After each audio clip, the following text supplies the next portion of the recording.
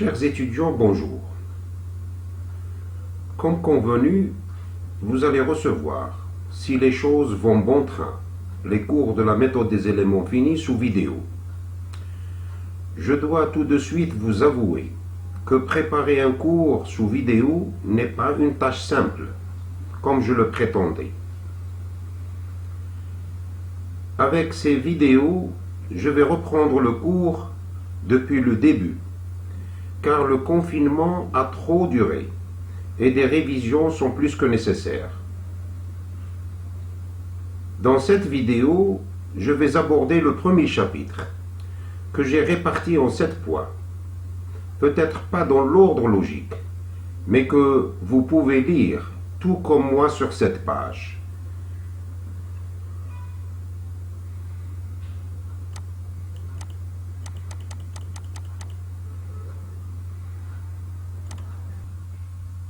Dans le premier point de ce chapitre, j'ai sélectionné le public auquel ce cours est destiné.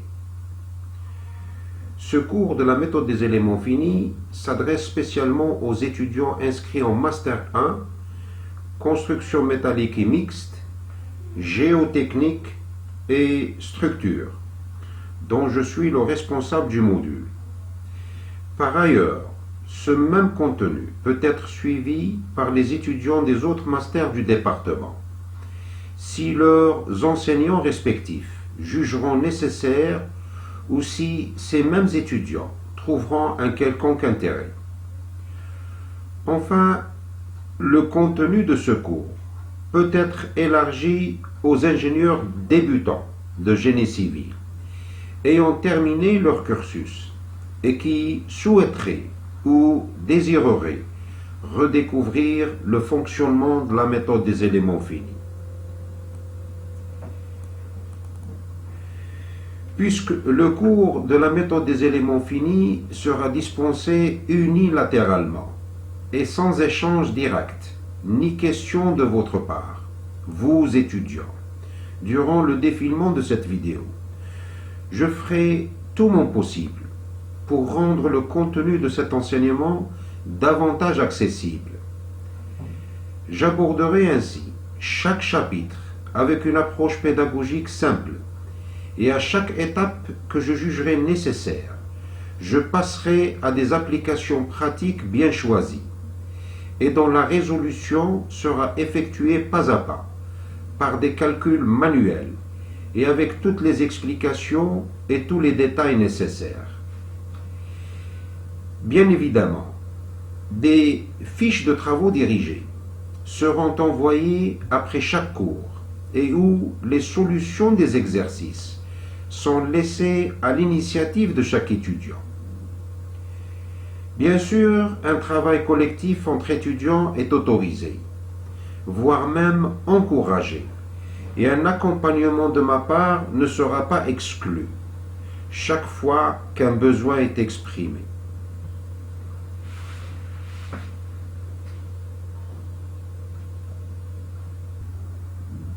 Le deuxième point traité dans ce chapitre concerne les moyens et méthodes à travers les siècles. J'ai greffé au point 1.2 de ce chapitre un tout petit récit pour vous montrer les moyens et les méthodes inventés par les scientifiques et les ingénieurs eux-mêmes. Cette période s'étale de la fin du XVIIIe siècle jusqu'à nos jours, début du XXIe siècle. Il s'agit en fait d'une chronologie très rapide, mais dont le contenu est à mon sens fascinant.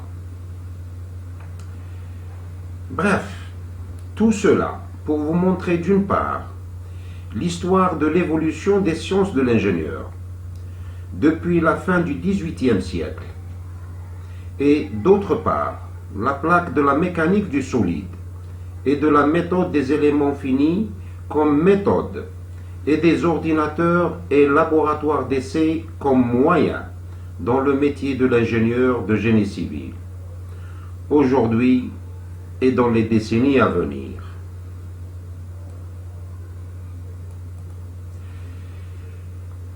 Le XIXe siècle C'est le siècle des expériences. C'est le siècle des expériences.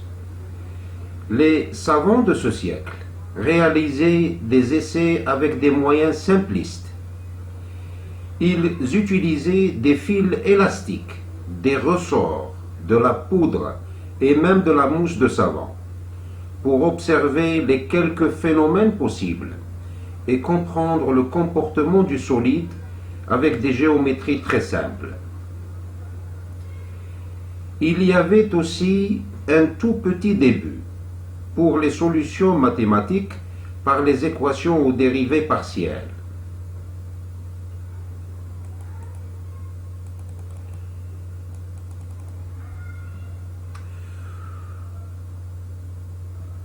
Le XXe siècle, c'est le siècle de la maîtrise des sciences de l'ingénieur, entre autres comme la mécanique des milieux continus, l'élasticité et la résistance des matériaux, ou en d'autres termes, la théorie des poutres, des membranes, des plaques, des coques et des voiles minces, et ce, grâce aux solutions analytiques apportées par les équations aux dérivées partielles. Il y a eu ensuite une avancée dans la mécanique des structures, c'est-à-dire dans le calcul des systèmes hyperstatiques, tels que les poutres continues, les portiques et les trilles. Tout cela grâce aux méthodes classiques, dites méthodes semi-analytiques, comme la méthode des forces, des déplacements, des trois moments et de Cross, et parce que, parallèlement, les mathématiciens étaient très bien préparés au calcul matriciel. Durant ce même siècle, les laboratoires sont très bien équipés, les bancs d'essai sont très sophistiqués et les appareils de mesure sont très précis.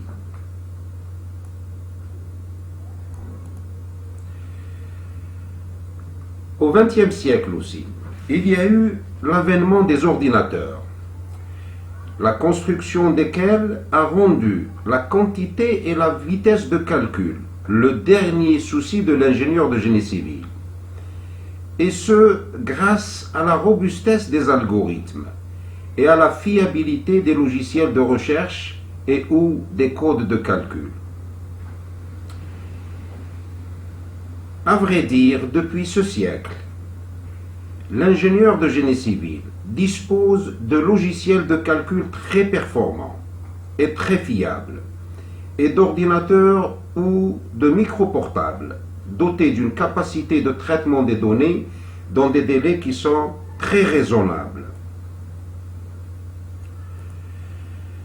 Ajouté à tout cela, il y a la mécanique du solide, qui est devenue encore plus élaborée. Les méthodes numériques qui sont devenues très présentes dans les enseignements et dans l'analyse des solides homogènes avec les comportements les plus simples et des solides hétérogènes avec des comportements multiphysiques. Grâce à ces avancées dans les connaissances théoriques du solide, dans les méthodes numériques et dans la technologie de construction des ordinateurs, je pourrais aujourd'hui me permettre de dire que l'ingénieur de génie civil n'aura plus besoin de valider ses résultats numériques par comparaison avec des résultats d'essai effectués sur des prototypes à l'échelle macroscopique.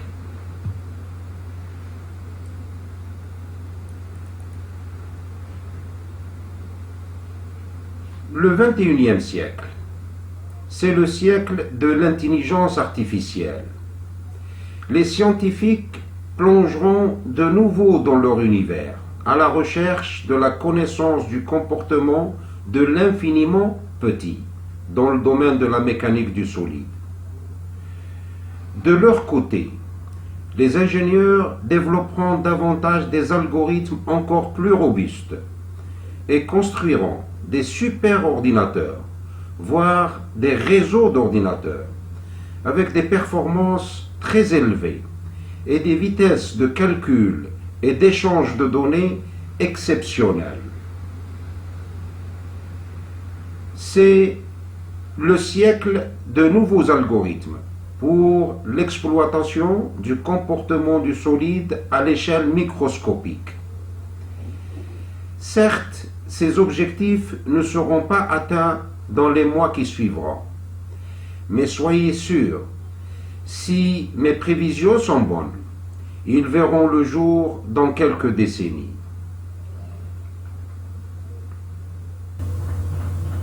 Dans le point suivant de ce chapitre, je vais parler de la place de la méthode des éléments finis dans le secteur de génie civil. J'expliquerai ici la place de la méthode des éléments finis en tant que méthode numérique utilisée par l'ingénieur dans ce secteur, et non sa comparaison aux autres méthodes numériques qui existent actuellement, comme la méthode des différences finies, des bandes finies, des contours ou des volumes finis. Dans sa vie professionnelle, l'ingénieur de génie civil est normalement confronté à 4 types de tâches: le dimensionnement, l'analyse, la conception et l'optimisation. Je me permets de dire que certes, l'ingénieur de génie civil exploite la méthode des éléments finis plus dans le dimensionnement et dans l'analyse. Je me permets également de concevoir que celui-ci emploie cette technique très peu dans la conception et très rarement dans l'optimisation des projets de génie civil. Mais même si cela demeure vrai, il y a tout de même un besoin. Un besoin parce que la méthode des éléments finis est devenue un outil incontournable de travail, voire même un standard pour résoudre les problèmes rencontrés par l'ingénieur dans le domaine de génie civil. La méthode des éléments finis est aussi indispensable aux élèves ingénieurs dans l'entreprise de leur projet de fin de cycle, et aussi aux ingénieurs de bureaux d'études dans l'étude des ouvrages réels de génie civil. Pour ces derniers, c'est-à-dire les ingénieurs de bureaux d'études, la technologie de construction est devenue très complexe et nécessite des calculs et analyses très poussés pour prédire avec une précision acceptable le comportement statique et celui dynamique et sismique des ouvrages de génie civil avec des géométries et des comportements très complexes. D'où, encore une fois, la nécessité de l'utilisation de la méthode des éléments finis. Depuis déjà une vingtaine d'années, l'ingénieur novice, c'est-à-dire débutant, devait, même si ce n'était pas souvent demandé, mais quand même, il devait savoir, entre autres, manipuler au moins un logiciel de calcul s'il voulait décrocher une place dans le secteur économique.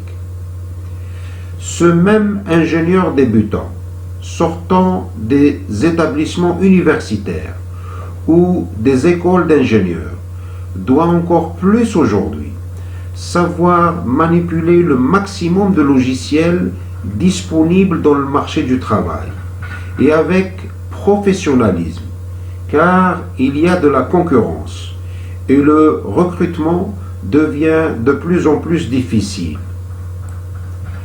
Mais attention, un ordinateur n'est pas une machine pour écrire des textes, et un code de calcul ne doit pas être utilisé comme un simple logiciel de bureautique.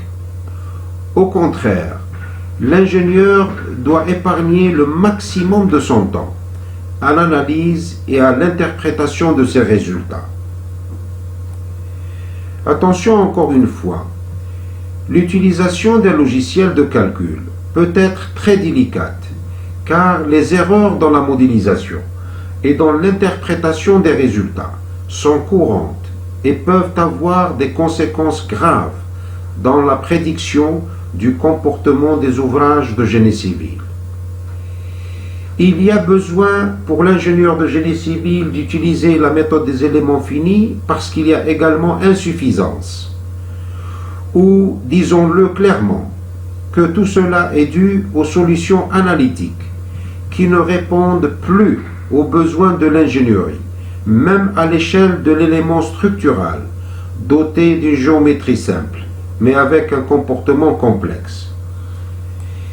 Il y a une insuffisance aussi parce que les calculs sont laborieux et les méthodes semi-analytiques, comme la méthode des forces, des déplacements, des trois moments et de cross, comme je l'ai dit précédemment, ne sont plus appropriées pour les ouvrages de grande dimension et de géométrie très complexe, ou même dans le cas des ouvrages de géométrie simple. Plus important encore, et ne l'oubliez jamais, chers étudiants, les solutions analytiques et semi-analytiques qui existent depuis le XXe siècle continueront toujours de vous servir comme moyen d'analyse et de dimensionnement des éléments de structure avec des comportements et des géométries et des conditions aux limites simples. De plus, les exemples académiques expliqués en salle, mais certes qui ne sont pas nombreux dans la littérature scientifique, offrent des solutions génériques et aident énormément lorsque ces solutions sont disponibles à vous initier, vous élèves ingénieurs, à la modélisation et à la validation des résultats issus des calculs numériques. En d'autres termes, ces méthodes analytiques et semi-analytiques demeurent des outils essentiels, voire clés, pour généraliser l'application des principes de la modélisation et de la prédiction du comportement des éléments structuraux simples à ceux avec des géométries et des conditions de bord complexes, lorsqu'on utilise cette technique de calcul appelée méthode des éléments finis.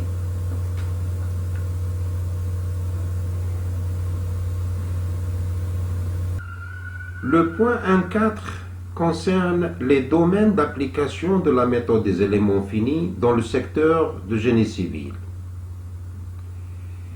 Si je me limite au cadre de la formation master, je peux affirmer que les connaissances de l'étudiant sont largement suffisantes si celui-ci sait déjà utiliser la méthode des éléments finis dans le calcul statique, le calcul thermique et le calcul dynamique.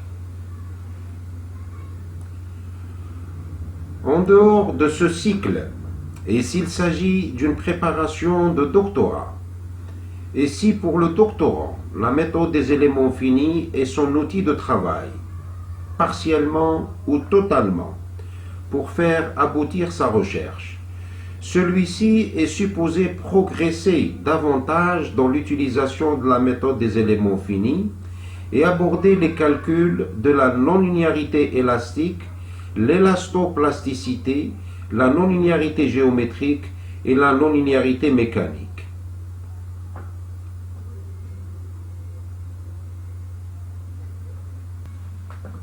Pour ce faire, les connaissances requises sont résumées en 2 points. L'utilisation de la méthode des éléments finis requiert, d'une part, une maîtrise des sciences de l'ingénieur, c'est-à-dire une maîtrise de la mécanique des milieux continus, de l'élasticité et de la résistance des matériaux, et d'autre part, une bonne connaissance dans les propriétés des matrices et dans le calcul matriciel. Le point 1.6 de ce chapitre traite de la bonne démarche dans l'utilisation de la méthode des éléments finis. Je risque ici de me répéter, mais c'est important de le souligner. En effet, pour maîtriser l'utilisation de la méthode des éléments finis, c'est-à-dire maîtriser un code de calcul et ou un logiciel de recherche, L'utilisateur, ou en ce qui nous concerne, l'ingénieur en génie civil, doit d'abord être capable de résoudre numériquement des problèmes simples pour lesquels des solutions analytiques et semi-analytiques existent. Vous verrez dans les applications de chaque chapitre que ces solutions serviront de référence pour contrôler la qualité des résultats et par conséquent envisager une modélisation adéquate pour une meilleure prédiction du comportement des solides simples et par la suite une généralisation de ces principes aux cas complexes.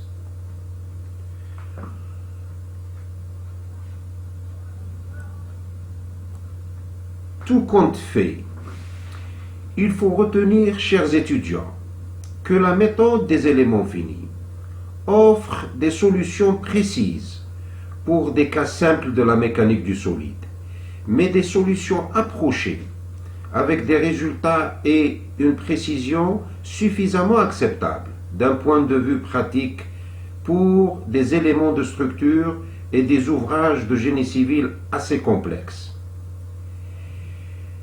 L'ingénieur doit donc se doter d'un savoir et d'un savoir-faire.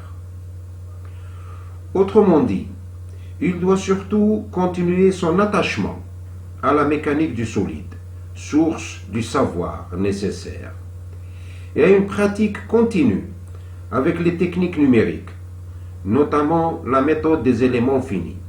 C'est le savoir-faire recherché. Sinon, ça ne marchera pas.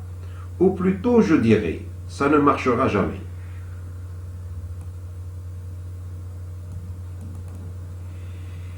Eh bien, c'est cette démarche que j'emprunterai dans ce cours pour vous familiariser, vous étudiants, à cette méthode numérique.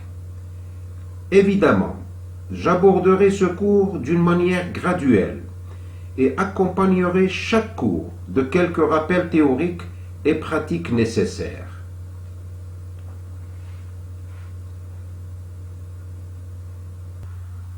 Enfin, pour terminer, j'ai dressé un plan de tout le programme. Je répartirai cet enseignement en 5 chapitres. Mais d'abord, il faut retenir que je limiterai ce cours de la méthode des éléments finis au calcul statique.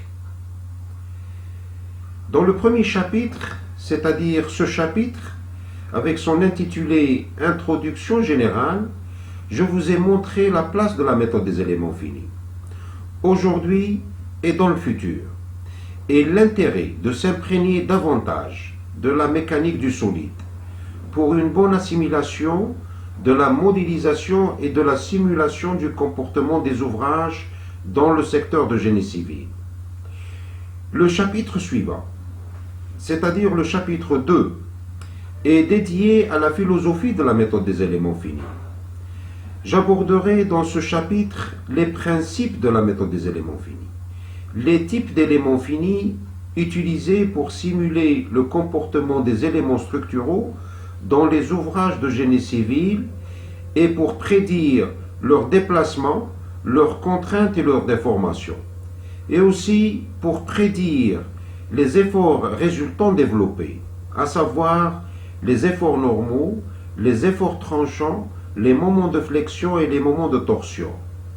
Je terminerai le chapitre 2 avec quelques rappels de la mécanique du solide, que nous aurons à exploiter ensemble au fur et à mesure que nous avancerons dans cet enseignement.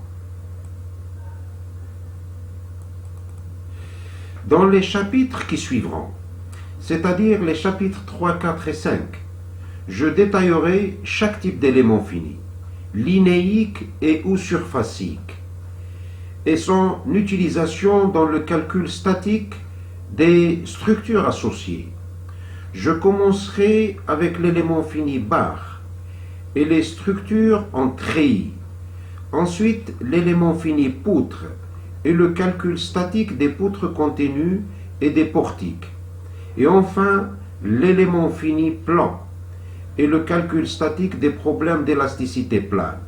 notamment les barrages poids, les parois profondes, le mur voile ou le mur de soutènement. Pour tous ces types d'éléments finis, je vous montrerai comment construire la matrice de Rader, à la fois dans le repère local et dans le repère global. Je vous apprendrai également comment résoudre par la méthode des éléments finis quelques exemples d'éléments structuraux simples et aussi des systèmes de structure hybrides. Je terminerai chacun de ces chapitres par des applications et des quiz. Voilà, j'ai terminé ce premier chapitre. J'espère que j'ai été suffisamment clair dans mes explications. Au cas où vous désirez poser des questions, je vous prie de les adresser via mon compte email rsoltanidz@yahoo.fr mentionné sur la première page de ce chapitre. D'ici le prochain chapitre et la vidéo suivante, je vous souhaite tous bon courage et merci de votre attention. Votre enseignant.